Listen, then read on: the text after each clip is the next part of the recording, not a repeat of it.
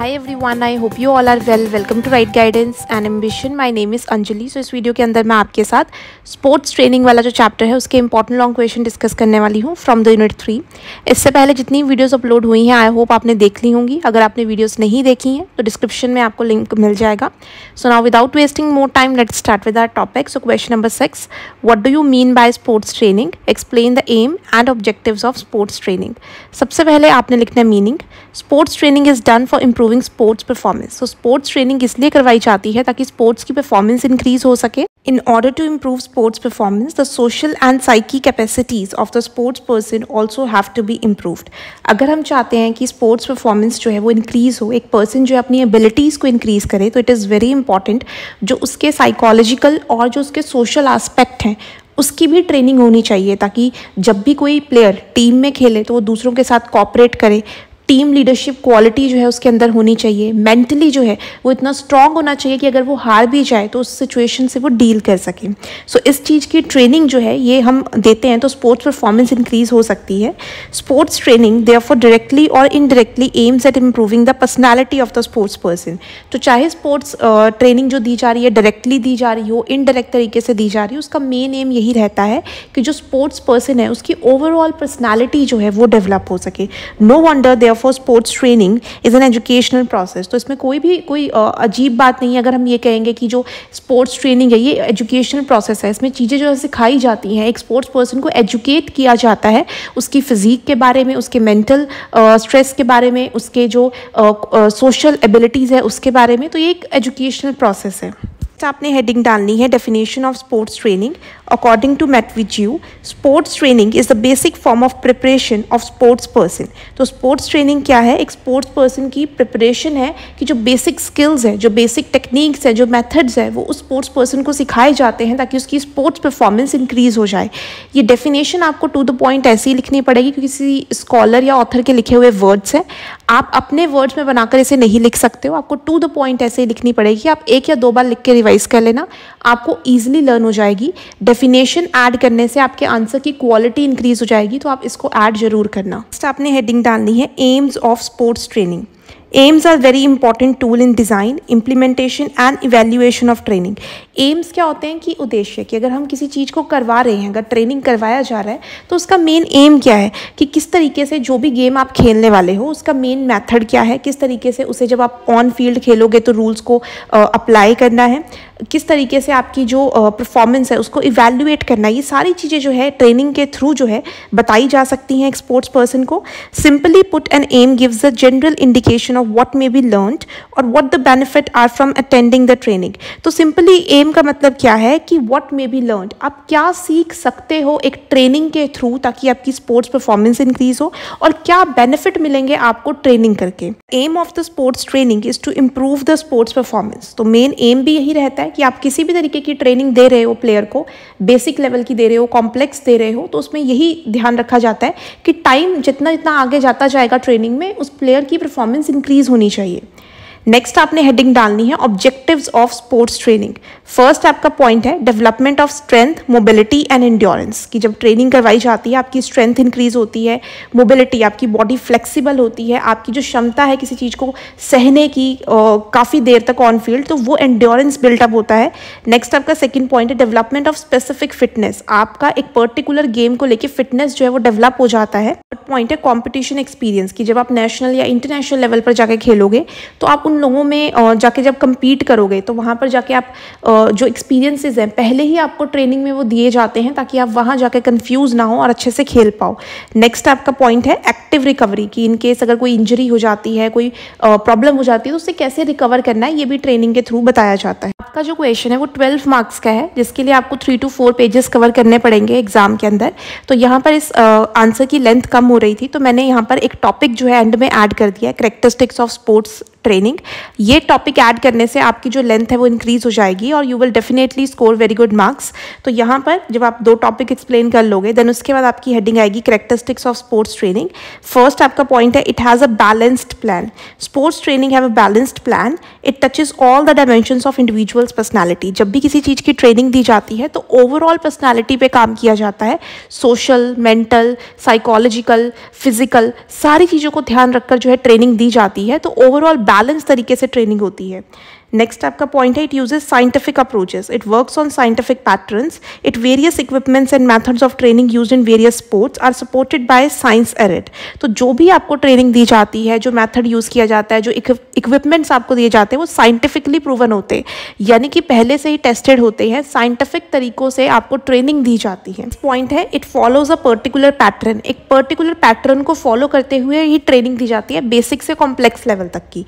Next आपका point है, it is a complex behavior. Sports training are a complex behaviour mainly because it is perform in a time frame. जो भी आपको sports training दी जाती है उसको एक टाइम फ्रेम के अंदर दी जाती है, बेसिक दी जाती है, देन धीरे धीरे जो है उसकी डिफिकल्टी इंक्रीज कर दी जाती है। तो ये कॉम्प्लेक्स बिहेवियर की तरह जो वर्क करती है ताकि एक पर्सन की परफॉर्मेंस जो है वो इंक्रीज हो सके। नेक्स्ट आपका पॉइंट है, it is individualistic. Sports training should be specific to individuals performance and technique. अब स्पोर्ट्स ट्रेनिंग में ऐसा नहीं होता है कि जब आपको ट्रेनिंग दी जा रही है तो 10 या 20 लोगों को एक साथ एक जैसी ट्रेनिंग दे दी जाएगी। ये इंडिविजुअलिस्टिक है, कोई पर्सन स्लो हो सकता है, कोई पर्सन बहुत फास्ट चीज़ें सीख सकता है। तो इंडिविजुअलिस्टिक पर्सन की नीड्स को समझते हुए ही जो है ट्रेनिंग दी जाती है। नेक्स्ट आपका पॉइंट है, it is based on educational process. Educational process goes on during training and thus emerges a sports personality which is very important in the overall development of an athlete. तो ये जो training होती है ये educational process है, इसके अंदर बहुत सारी ऐसी चीज़ें सिखाई जाती हैं जिससे एक पर्सन जो है अपनी फिजिक पे ध्यान देता है, अपने न्यूट्रिशन पे ध्यान देता है, अपने जो मसल फाइबर्स है उस पर ध्यान देता है, एंड्योरेंस, स्पीड, फ्लेक्सिबिलिटी, ये सारी चीज़ें जो है ये एजुकेशन की तरफ हमें लेके जाती हैं। तो इसीलिए हम कह रहे हैं कि स्पोर्ट्स ट्रेनिंग जो है एक एजुकेशनल प्रोसेस है। नेक्स्ट आपका लास्ट पॉइंट है, it helps in confidence building. The basic of training is to believe one can win. तो ट्रेनिंग में बेसिक चीज़ जो सबसे पहले सिखाई जाती है कि आप जीत सकते हो, कॉन्फिडेंस बिल्टअप किया जाता है जो सबसे जरूरी है किसी भी प्लेयर के अंदर। The most useful tool in building this attitude is rehearsal. कैसे यकीन दिलाया जाए कि आप जीत सकते हो, कॉन्फिडेंस कैसे आएगा, बार बार प्रैक्टिस करके, रिहर्सल करके। Mental rehearsal are also build confidence for winning. इसके अलावा मेंटली भी आपको प्रिपेयर किया जाता है किसी भी गेम के लिए, किसी भी सिचुएशन के लिए। तो इस तरीके से अगर कॉन्फिडेंस बिल्डअप होगा तो यहाँ पे ट्रेनिंग में तब भी स्पोर्ट्स परफॉर्मेंस इंक्रीज हो सकती है। नाउ एंड में conclusion 4 to 5 lines, and it is very important to write the conclusion in the and.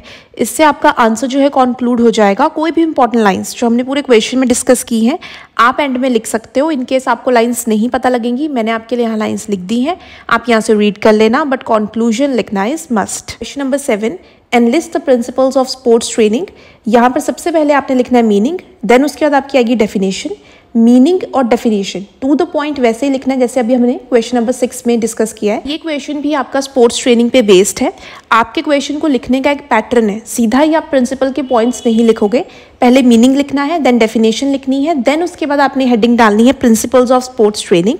First point है आपका individuality. Everyone is different and respond differently to training. अब हर कोई different होता है और ट्रेनिंग को अपने तरीके से रिस्पॉन्ड करता है, यानी कि कोई बहुत जल्दी सीख रहा है, कोई धीरे धीरे टाइम लगा के सीख रहा है, तो कोई जो पर्सन होते हैं उसको बहुत ही ज़्यादा मोटिवेशन की ज़रूरत होती है। तो यहाँ पे इंडिविजुअलिटी बहुत इंपॉर्टेंट रोल प्ले करती है। हर इंडिविजुअल डिफरेंट होता है एक दूसरे से। Is based on the combination of factors like genetic ability, predominance of muscle fibre type, other factors in your life, chronological or athletic age and mental state।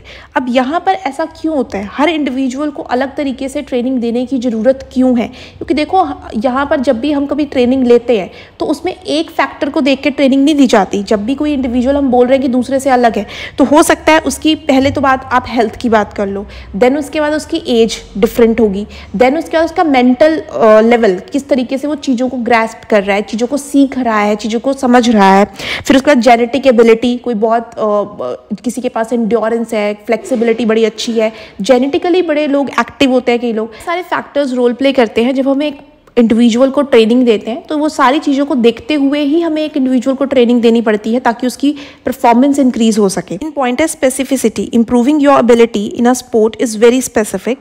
If you want to be a great pitcher, running lab will help your overall conditioning. अब देखो हर game के लिए एक specific training होती है। ऐसा नहीं कि आपने एक कोई गेम खेलनी है और आपने ट्रेनिंग ले ली ठीक है, आप उसमें बेटर हो सकते हो, बट वही ट्रेनिंग आपकी दूसरी गेम में नहीं चलेगी। आपकी स्पेसिफिक ट्रेनिंग चाहिए होती है हर एक गेम के लिए। जैसे कि यहाँ पे एग्जांपल देके समझाया हुआ है कि अगर आप एक अच्छे पिचर बनना चाहते हो तो वहाँ पर आपको रनिंग करनी पड़ेगी, आपको रन करना पड़ेगा कंसिस्टेंट तरीके से, ताकि आप यूज टू हो सको उस चीज़ के साथ। तो यहाँ पे स्पेसिफिसिटी यानी कि स्पेसिफिक ट्रेनिंग देनी पड़ती है हर एक गेम के लिए। नेक्स्ट आपका पॉइंट है overload. In order to improve our fitness we have to put our bodies under stress. तो अगर हम चाहते हैं कि हम अपनी स्पोर्ट्स परफॉर्मेंस इंक्रीज करें, अपनी फिटनेस इंक्रीज करें, तो हमें जो है अपनी बॉडी को स्ट्रेस आउट करना पड़ेगा। स्ट्रेस आउट का मतलब यहाँ पर ये है कि ट्रेनिंग लेनी पड़ेगी उस पर्टिकुलर चीज की। Doing this will cause long term adaptation enabling our bodies to work more efficiently to cope with this higher level of performance. तो अगर हम लगातार ट्रेनिंग लेंगे और किसी भी चीज़ में कंसिस्टेंट रहेंगे तो हमारी बॉडी अडेप्ट हो जाएगी उस चीज़ों के लिए। कोई भी स्ट्रेस आउट होगा, कोई भी कॉम्पिटिशन होगा, कोई भी हाई लेवल परफॉर्मेंस होगा तो हम उसको अच्छे से कर पाएंगे। Overloading can be achieved by following method FITT। तो ओवरलोडिंग किस तरीके से हम लोग अचीव कर सकते हैं, उसके लिए FITT है। F से फ्रीक्वेंसी, I से इंटेंसिटी, T से टाइम एंड T से टाइप। सो फ्रीक्वेंसी का मतलब है increasing the number of time you train per week. तो हर वीक में जो आपके नंबर ऑफ टाइम्स है ट्रेनिंग के, उसको इंक्रीज करना है, राउंड्स को इंक्रीज करना है। सेकेंड है आपका intensity, increasing the difficulty of the exercise you do. तो इंटेंसिटी में जो आप एक्सरसाइज कर रहे हो, जो ट्रेनिंग ले रहे हो, उसकी इंटेंसिटी यानी उसकी डिफिकल्टी जो है वो इंक्रीज करनी है। फिर time, increasing the length of the time that you are training for each session. हर सेशन का जो टाइम है देन धीरे धीरे उसको इंक्रीज करना है। Type, progress from walking to running. तो यहाँ पर अगर आप वॉक कर रहे हो देन धीरे धीरे वॉक एक हफ्ता करने के बाद देन उसकी रनिंग जो है वो प्लेयर की स्टार्ट करवानी है। तो यानी कि FITT को फॉलो कर हम जो है ओवरलोड मतलब अपनी बॉडी को अडेप्ट कर सकते हैं फ्यूचर जो भी हमने नेशनल इंटरनेशनल लेवल की गेम्स खेलनी है, फिटनेस को मेंटेन करना है। पॉइंट है adaptation. Over time the body becomes accustom to exercise at a given level. This adaptation result in improved efficiency, less effort, less muscle breakdown at that level. तो अगर हम किसी भी प्लेयर को एक्सरसाइज करवा रहे हैं पर्टिकुलर तरीके से, तो वहाँ पर क्या होगा कि जब वो प्लेयर करेगा तो वो धीरे धीरे अडेप्ट हो जाएगा उस चीज़ को लेके, यानी उसकी बॉडी जो है वो यूज टू हो चुकी होगी उस ट्रेनिंग को लेके। तो यानी कि उसकी एफिशिएंसी इंक्रीज हो जाएगी, उसके एफर्ट कम लगेंगे टाइम के साथ, उसका मसल ब्रेकडाउन कम होगा। इस ट्रेनिंग से एक पर्सन जो है अडेप्ट हो जाता है फ्यूचर में जो भी उसको कॉम्पिटिशन फेस करना है, जो भी उसको हाई लेवल परफॉर्मेंस देनी है, तो उससे वो पहले ही रेडी हो जाता है ट्रेनिंग के थ्रू। नेक्स्ट आपका लास्ट पॉइंट है recovery. The body can not repair itself without rest and time to recover. अब बॉडी अपने आप रिकवर नहीं होती है। अब बॉडी को रिकवर करने के लिए आपको प्रॉपर न्यूट्रिशन लेना पड़ेगा, आपको प्रॉपरली एक्सरसाइज करनी पड़ेगी, बॉडी को रेस्ट देना पड़ेगा। तो यहाँ पर जो भी रिकवरी का प्रोसेस होता है वो भी हम ट्रेनिंग के थ्रू जो है प्लेयर को सिखा सकते हैं। इस क्वेश्चन की भी लेंथ जो है कम हो रही है, तो आप क्या कर सकते हो कि एंड में इसमें भी कैरेक्टरिस्टिक्स ऐड कर देना। इस चीज़ का ध्यान रखना कि क्वेश्चन में आपको जो भी पूछा गया है वो सबसे पहले आपने एक्सप्लेन करना है। फॉर एग्जाम्पल जैसे इस क्वेश्चन नंबर 7 के अंदर आपको प्रिंसिपल्स पूछे गए थे, आपने मीनिंग लिखा, डेफिनेशन लिखा, प्रिंसिपल्स लिखा। एंड में अगर आपको लेंथ कम लगती है तो आप कोई भी उससे रिलेटेड टॉपिक जो है ऐड कर सकते हो ताकि आपकी लेंथ जो है क्वेश्चन की इंक्रीज हो जाए। नाउ एंड में conclusion 4 to 5 lines and it is very important to write the conclusion in the end. इससे आपका आंसर जो है कंक्लूड हो जाएगा। कोई भी इंपॉर्टेंट लाइन्स जो हमने पूरे क्वेश्चन में डिस्कस की हैं आप एंड में लिख सकते हो। इनकेस आपको लाइन्स नहीं पता लगेंगी, मैंने आपके लिए यहाँ लाइन्स लिख दी हैं, आप यहाँ से रीड कर लेना, बट कंक्लूजन लिखना is must. I hope you will find this video informative and helpful. If you have any doubt related to this video or syllabus, please comment below. Share this video with your friends and subscribe the channel so that you will get the notification on time. All the best achievers. Have a nice day.